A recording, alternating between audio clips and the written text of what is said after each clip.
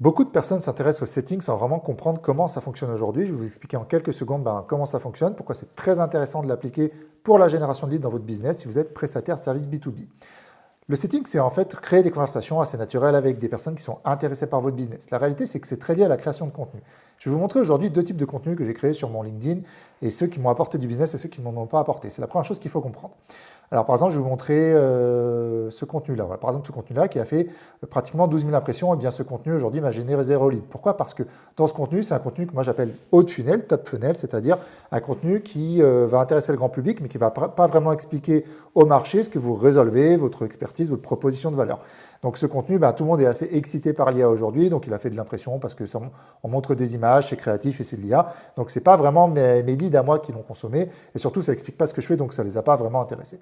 D'un autre côté, j'ai créé ce contenu-là, par exemple celui-là, qui a généré 10 fois moins d'impressions, et pourtant ça m'a généré une vingtaine de leads qualifiés dès que je l'ai sorti. Pourquoi? Parce que je parle directement d'un problème, d'un point de douleur que j'ai compris habituellement chez nos clients à nous, qui sont les agences, les studios, les prestataires de services B2B.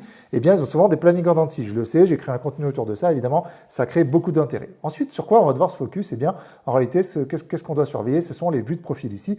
Les vues de profil, c'est très intéressant de les surveiller parce que c'est là que vos leads les plus intéressants se trouvent. Les leads les plus intéressants ne vont pas forcément venir liker ou commenter votre contenu. En réalité, ils vont simplement passer sur votre contenu.